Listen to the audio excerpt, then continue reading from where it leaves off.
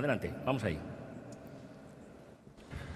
Buenos días a todos y, bueno, pues verdaderamente manifestar la enorme ilusión que tengo estando aquí. Me siento un privilegiado rodeado de gente tan brillante. Agradezco la generosidad de los organizadores de invitarme. Estoy aprendiendo mucho y sobre todo me quedo con una cosa que has dicho, Manuel, al comienzo esta mañana, que es: hay mucha gente brillante aquí. Sois todos enormemente brillantes. Es decir, aquí cualquiera de los que estáis podría salir y todos podríamos aprender de vosotros. Durante 21 minutos voy a hablar de un tema que me ha apasionado toda mi vida. De hecho, empecé a interesarme por el cerebro antes que por la medicina, curiosamente. Y es la inteligencia, es el aprendizaje y es el mundo de las emociones. Y voy a empezar contándoos la historia de dos niños. Uno de ellos, yo mismo. Cuando yo tenía 9 años, no estaba muy contento en el colegio y entonces mis padres decidieron llevarme a otro colegio. Lo que pasa es que en este colegio, el colegio nuevo en el que yo quería entrar, me exigían pasar por un test de inteligencia, en el cual yo tenía que demostrar que era suficientemente listo. Recuerdo el día que fui a aquel test con mi hermano mayor, José María, y con mi padre. Yo iba muy tenso, muy nervioso, porque ¿qué pasaba si el resultado era que no era listo? Tremendo. Es como si te dicen a los 9 años que eres feo. Una cosa tremenda. Yo estaba tan tenso que mi padre, el hombre, queriendo ayudarme, habló con el bedel, la persona que de alguna manera organizaba la entrada a los test, y le dijo: ¿sería usted tan amable de decirle a mi hijo Mario que esto no es una cosa tan seria, tan importante? Y dice: ¿qué va, chaval? Si esto es una cosa sencilla, fácil.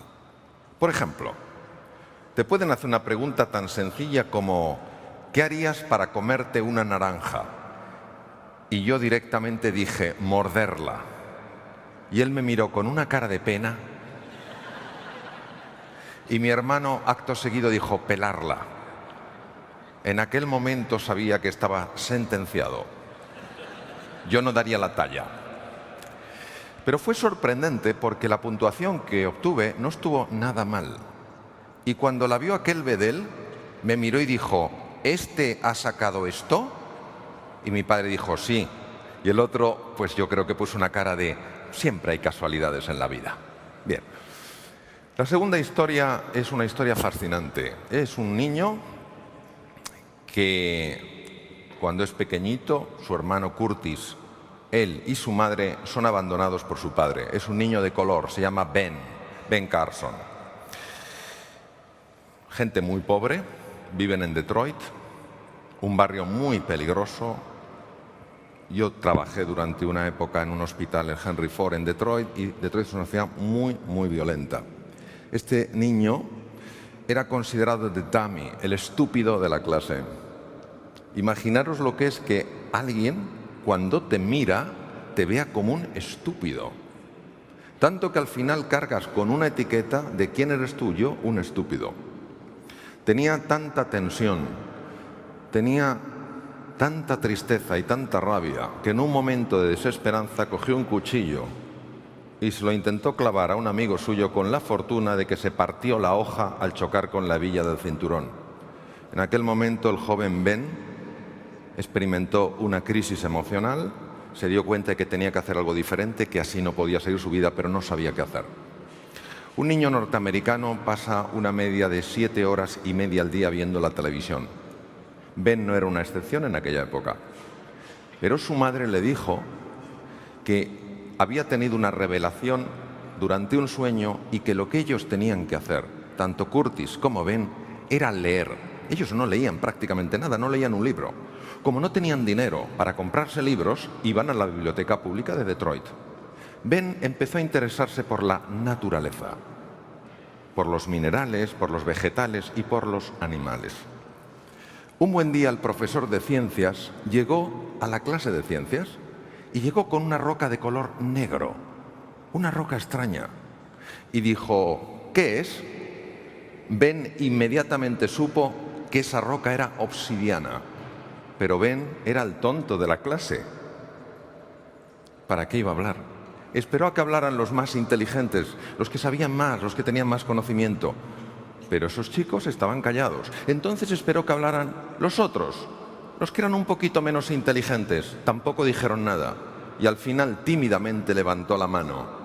Al levantar la mano, el resto de sus compañeros le miraron sorprendidos como diciendo: pero Ben, ¿pero cómo te atreves? El profesor podía haber dicho: venga, Ben, tú esto no lo sabes, y haber guardado la roca. Pero el profesor le miró a Ben y le dijo: Ben, ¿tú lo sabes? Sí, yo lo sé. ¿Qué es? Es obsidiana. Sí, es obsidiana. En ese momento Ben observó cómo la cara de sus compañeros cambiaba. Y el profesor podía haberse quedado ahí y decir: bueno, sí, Ben, obsidiana, muy bien, has acertado. Dijo: Ben, ¿sabes tú algo más de la obsidiana? Vaya que sí sabía Ben de la obsidiana. Empezó a contar de la obsidiana y el resto de la gente perpleja. Bien, este niño que era el tonto de la clase, este niño que tenía una crianza muy dura en la pobreza, en la dificultad, este niño experimentó un cambio muy profundo. Tan profundo fue el cambio que quedó el número 1 de la clase, el número 1 del colegio, el número 1 de todas las escuelas de Detroit. Fue becado por la Universidad de Yale y es el mejor neurocirujano infantil del mundo.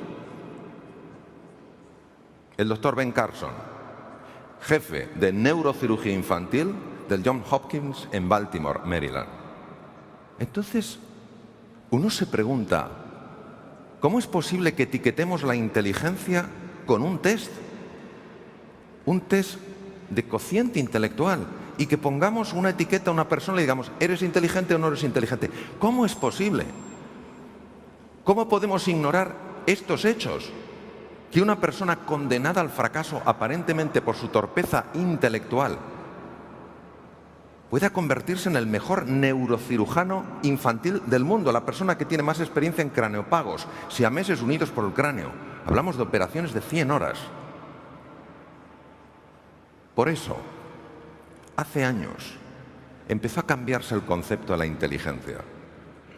Y la inteligencia ya no era algo fijo, no era algo determinado, no era algo que tú tenías y es lo que había. La inteligencia era una ventana que se podía abrir o mantenerse cerrada. Una ventana que cuando se abría, tú empezabas a descubrir cosas, empezabas a comprender, empezabas a asociar, empezabas a crear. Y hace 40 años aproximadamente, dos grandes pioneros norteamericanos, uno de la Universidad Harvard y otro del MIT, decidieron empezar un proyecto para intentar entender la inteligencia. ¿Y sabéis con lo que se encontraron? Se encontraron con algo extraordinario. No hay una inteligencia. Con lo cual yo no puedo decir eres o no eres inteligente. Hay 9 inteligencias diferentes. Y si a ti te explican las cosas en base a tu inteligencia, tú puedes entenderlas. Pero si no te las explican en base a tu inteligencia, tú no puedes entenderlas. Hay personas que necesitan ver las cosas de forma secuencial, lógico-matemática, para, ahora lo comprendo. Hay otras personas que necesitan ver una imagen global, inteligencia visual espacial. Hay otras personas que tienen que moverse, que tienen que tocar, que tienen que manipular, inteligencia kinestésica. Hay personas que necesitan que les entre por el oído, inteligencia musical. Hay personas que para que se abra esa ventana tienen que sentirse conectados con otro ser humano, inteligencia interpersonal. Hay personas que para poder comprender han de reflexionar, inteligencia intrapersonal. Hay personas que para que se abra esa ventana tienen que estar en contacto con la naturaleza, inteligencia naturista. Y hay personas, la última de las inteligencias, que para que se abra tienen que ver una trascendencia, un propósito en las cosas. Esto es maravilloso, ¿sabéis por qué? porque los seres humanos tenemos dudas de nuestras inteligencias, aunque no lo queramos reconocer. Y cuando tenemos que hacer frente a un proyecto y consultamos en nuestro interior, ¿soy capaz? ¿Cuántas veces? No en nuestro pensamiento, y sin nuestro pensamiento decimos, no puedo, no soy capaz. Por eso la clave de toda la transformación educativa será entender que si un niño, un adulto no aprende, no es porque no sea inteligente, sino porque no le estamos hablando de la manera en la que esa persona aprende. Aprender algo nuevo es entrar de lleno en el mundo de la incertidumbre. Y todos sentimos miedo. Sentimos miedo de irnos más allá de lo que conocemos. Sentimos miedo de ir más allá de lo que controlamos, de aquello que es predecible. Y por eso no tiene sentido que el aprendizaje esté basado en la coacción. No tiene sentido que el aprendizaje esté basado en la obligación. Sí tiene sentido que el aprendizaje esté basado en la necesidad de aprender y en la inspiración, las ganas por aprender. Cuando una persona, sea niño, sea joven, sea adulto, dice, yo necesito aprender esto, sea un idioma, a manejar un ordenador, un deporte, lo que sea, cuando verdaderamente lo necesita y en ese momento resuelve, yo me pongo en marcha, en ese momento empieza a cambiar toda la anatomía y la fisiología de su propio cerebro. El proceso de aprendizaje tiene 3 fases muy conocidas. La primera es una fase donde tú pruebas y te equivocas. Yo me cambié de sistema informático y al principio me sentía perdido, llevaba años con un sistema informático y cambié radicalmente. Entonces cometía errores, aprendía, cometía errores, no me salía nada bien y poco a poco vas teniendo una cierta competencia. Y cuando has conseguido esa competencia te empiezas a ilusionar, sigues y puedes llegar, no es mi caso, ojalá algún día lo sea, llegas a la maestría. Ahora, lo que os quisiera decir es lo siguiente. Cuando un ser humano dice, yo necesito aprender esto, o se siente inspirado a aprender, y resuelve, determina, se compromete con el aprendizaje, empieza a cambiar su cerebro. Hay una serie de procesos que se han visto en niños y en adultos.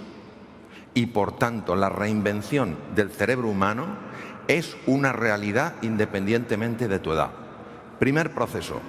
Cuando tú, inspirado por una posibilidad de aprender, por algo que quieres que entre en tu vida, te pones en ese proceso complejo y hermoso de aprender, aumenta el riego sanguíneo de ciertas partes de la corteza cerebral, específicamente de una parte situada detrás de la frente y encima de los ojos, llamada corteza prefrontal.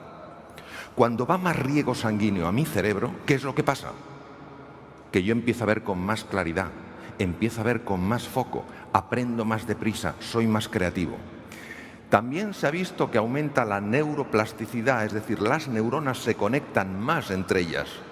Esto es básico, porque neuronas más conectadas, mayor capacidad de resolver problemas y desafíos. Y lo tercero, que también se ha demostrado en adultos, una colaboración Instituto Salk en La Joya, San Diego, y el Karolinska en Estocolmo, es que nosotros también, los adultos, podemos generar nuevas neuronas. Las neuronas no se reproducen, son muy complejas, pero sí se regeneran a partir de células madre, de células pluripotenciales localizadas en las cavidades del cerebro.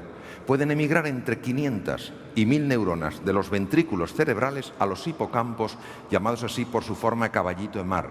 Y en 21 días esas células madre se han convertido en neuronas. Esto es espectacular, porque el hipocampo no solo es fundamental en el aprendizaje. El hipocampo controla el pánico que procede del centro del miedo en la amígdala y está muy involucrado con una hormona de la que hemos oído hablar antes, que es la dopamina. La dopamina te da un sentido de curiosidad y un sentido de exploración. Ahora, si esto es así, si el ser humano está dotado para aprender, si tiene esta inteligencia natural con sus distintos grados, no es mejor un pavo real que un águila real, no es mejor una que otra. ¿Qué entorpece el proceso? El proceso es entorpecido por varios factores. Primero, la manera en la que gestionamos el error.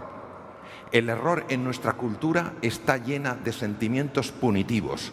Si es que te lo dije, me tenías que haber hecho caso, te tenía que pasar eso. O qué torpe soy, cómo me he vuelto a equivocar otra vez. Esta sensación de amenaza tiene efectos muy serios, como veremos después en el cerebro. Número 2. El número 2 es cuando ponemos demasiada tensión en la vida. Hay una curva descubierta por dos investigadores de la Universidad de Harvard, Yorkis y Dodson, que demuestra que necesitas un punto de tensión para que tu inteligencia se abra y se despliegue. Pero más allá de esa tensión empieza a caer. Y en tercer lugar, hemos de ser muy cautos con el tema del apoyo.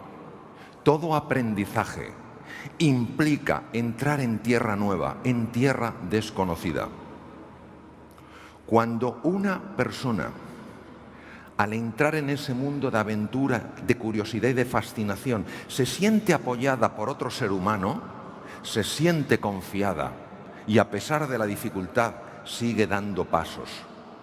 Pero cuando a tu lado no tienes a alguien que te apoya, sino alguien que te critica, empiezan a cambiar las cosas. En la Universidad de Stanford, en San Francisco, una de las mejores del mundo, se hizo un estudio interesantísimo.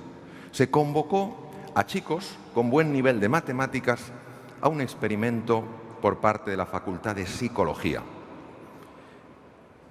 Los chicos se quedaron sorprendidos, porque lo primero que se les pidió que hiciera fue que metieran sus brazos en recipientes llenos de agua helada y tomaban el tiempo para ver lo que aguantaban. ¿No entendían por qué? Les llevaron a dos salas diferentes y les pusieron problemas de matemáticas.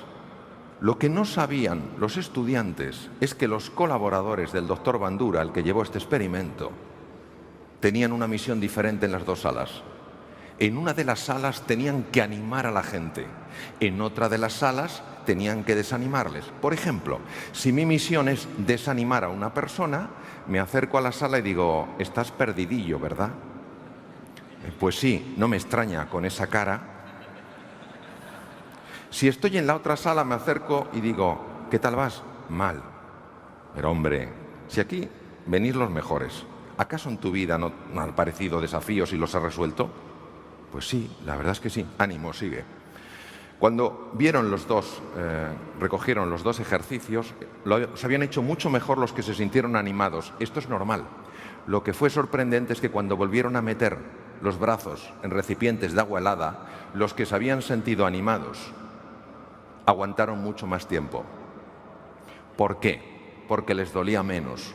¿Por qué les dolía menos? Les dolía menos porque cuando tú te sientes animado y te sientes apoyado, tu cuerpo segrega un neuropéptido, una hormona, que tiene la capacidad de bloquear en la amígdala, amígdalas cerebrales, el núcleo del miedo que te paraliza. Fijaros la importancia del apoyo en el aprendizaje. Entonces, son unas breves palabras para acabar. Número 1. Creer que sois profundamente inteligentes. No importan las experiencias que hayáis tenido, lo que hayan dicho otras personas. Y luchar por desplegar ese potencial. Como dijo John Ward, lo más importante no es lo que está atrás en el pasado, tampoco es lo que está en el futuro, lo que está por venir. Lo más importante es lo que está dentro de cada uno de nosotros. Muchas gracias. Gracias. Gracias. Muchas gracias.